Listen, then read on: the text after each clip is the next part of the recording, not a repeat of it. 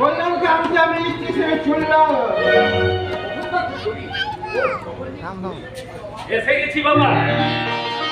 রাস্তায় একটা উল্টো ঝামেলায় জড়িয়ে না পড়লে হয়তো অনেকক্ষণ আগে আমি ঠিক পৌঁছে যেতাম। বাবা কেমন আছো তুমি? ভালো আছি বাবা। আচ্ছা মা,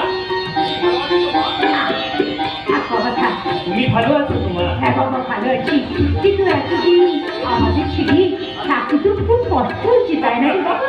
কষ্ট কোথায় না, তোমাদের কথা ভাবতে ভাবতে কেমন করে যে 5টা বছর পার হয়ে গেল বুঝতেই তো পারলাম না। কষ্ট কিচ্ছু হয়নি। এই মুখপুরি চন্দ্রা, ওভাবে মুখ ফিরিয়ে দাঁড়িয়ে আছিস কেন? আয় কাছে আয়। কেন?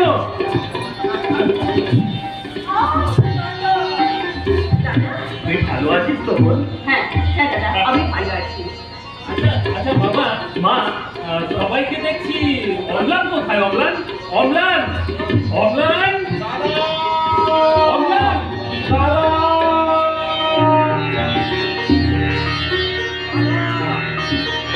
ভাই আমার, তুই ভালো আছিস তো ভাই? দাদা আমি খুব ভালো আছি। জানো দাদা, আমাদের গ্রামের সবাই বলা বলি করছে তুমি নাকি মস্ত বড় ডাক্তার হয়েছো। খবরের কাগজে নাকি তোমার ছবি বেরিয়েছে।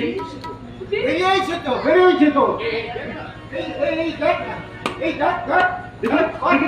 ছবি বেরিয়েছে। বাহ, কি সুন্দর দেখাচ্ছে তোমায়। জানো বাবা, আমার দাদা যে এত বড় ডাক্তার হয়েছে এ কথা আমি এখনো বিশ্বাসই করতে পারছি না। ওই ছবিটা দেখে তোর বিশ্বাস হচ্ছে না? পারছি না দিদি, পারছি। তবে একটা কথা ভাবতে আমার খুব কষ্ট হচ্ছে। আমার মতো একটা পঙ্গ মূর্খ ছেলে এই বিরোধ ফেরত ডাক্তারকে দাদা বলে ডাকলে এ তো মানুষের সামনে আমার দাদার সম্মানটা ছোট হয়ে যাবে না তো? কি বলছিস তুই? এবার কিন্তু আমায় একটা জিনিস কিনে দিতে হবে দাদা। কিনে দিতে হবে? হ্যাঁ। কি জিনিস ভাই? একটা 3 চাকার সাইকেল।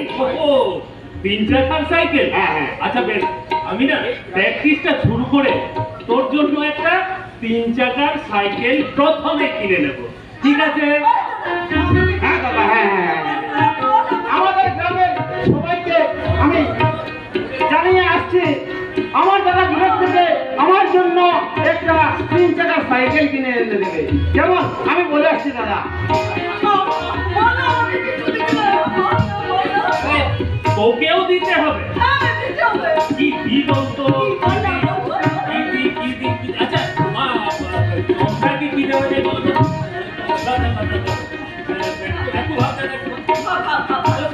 হ্যাঁ আমি ভেবে নিয়েছি। আমি না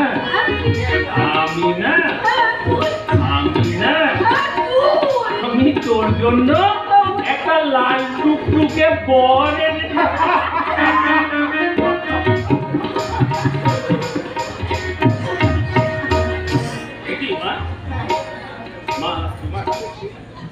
তোমার হাতের সেই সোনার চুড়ি গাছাগুলো কোথায়? যেগুলো পরিয়ে আমার ঠাকুমা তোমাকে এই বাড়িতে বরণ করে নিয়ে এসেছিল। কি হলো মা, ওভাবে চুপ করে মুখ ফিরিয়ে নিলে কেন? বলো তোমার হাতের ওই চুড়ি গাছাগুলো গেল কোথায়? ওসব কথা এখন থাক না বাবা, আগে খাওয়া দাওয়া করে একটু বিশ্রাম নিই।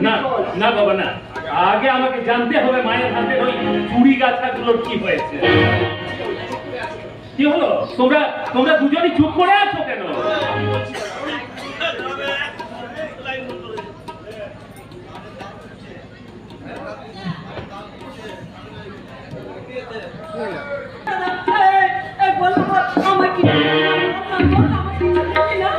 আরে তোকেও দিতে হবে।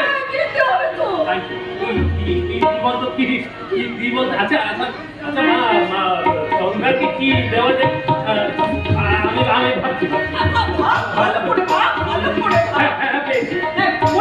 একদম মনে পড়ে গেছে। আমি না তোকে, আমি না তোর জন্য একটা লাল টুকটুকে পরে।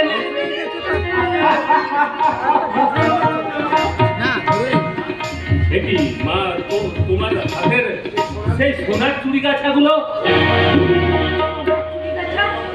যেগুলো যেগুলো করিয়ে আমার ঠাকুমা তোমাকে এই বাড়িতে বরণ করে এনেছিল, সোনার চুড়ি গাছাগুলো কোথায়? কি হলো মা? এভাবে এভাবে মুখ ফিরিয়ে চলে গেলে কেন? নীরব কেন? বলো, এই সোনার চুড়ি গাছাগুলো। এসব কথা এখন থাক বাবা, আগে তুই খাওয়া দাওয়া সেরে নিয়ে একটু বিশ্রাম নিবি। না না বাবা, আগে আমাকে জানতে হবে মায়ের হাতের ওই চুড়ি গাছাগুলো গেল কোথায়। বলো মা, মা তুমি নীরব কেন? বলো। আমি বলছি তোর ডাক্তারের পড়া খরচ জোগাতে বাবা আমার সেইগুলো বিক্রি করেছে, সেই সঙ্গে আমাদের কুকুর দুটো বিক্রি হয়ে গেছে।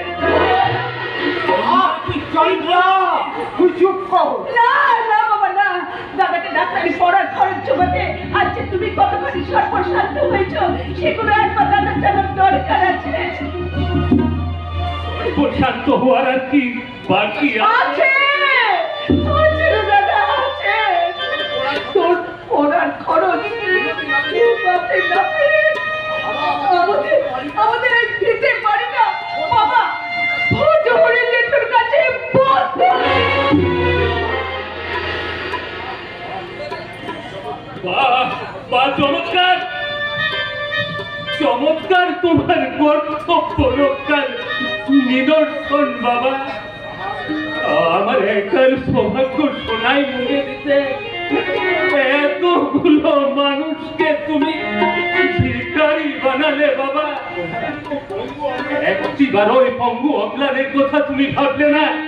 ভাবলে না ওই বোন চন্দার তুমি কেমন করে বিয়ে দেবে? বললাম কেন কেন তোমরা আমাকে ডাক্তারি পড়ানোর জন্য বিদেশে পাঠিয়েছিলে? কেন তোমরা নিজেরা সর্বশান্ত হয়ে এক রাত অপরাধ আমার মাথায় চাপিয়ে দিলে কেন?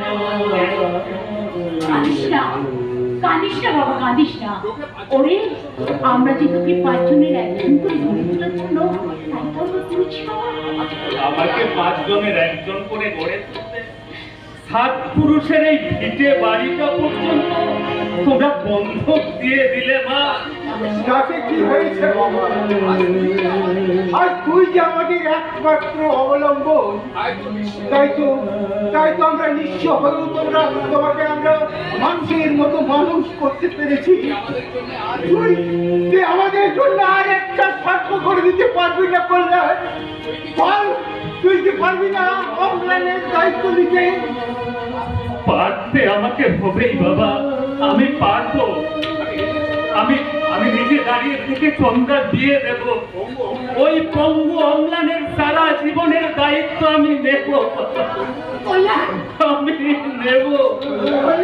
আর তারপর আমার শ্রদ্ধা ভক্তি দিয়ে তোমাদের জন্য গড়ে তুলবো একটা নতুন স্বর্গ, যে স্বর্গের মাঝে যেমন আমি আমার জন্মদাত্রী আমার ভগবতীকে বসিয়ে ভজনা করব, তেমনি সেই ভগবতীর পাশে আমার পিতা আমার দেবতা তোমাকে বসিয়ে আমি সারাটা জীবন ভজনা করব। পিতা স্বর্গ পিতা ধর্ম পিতাজি পরমং তপ পিতরি প্রীতিমা কন্যে প্রিয়ন্তে স্বর্গ দেবতা। বাহ বাহ, অপূর্ব অপূর্ব। বাবা মায়ের প্রতি তোমার অশেষ শ্রদ্ধা ভক্তি দেখে আমায় দারুণ ভাবে মুগ্ধ করেছে বাবাজি।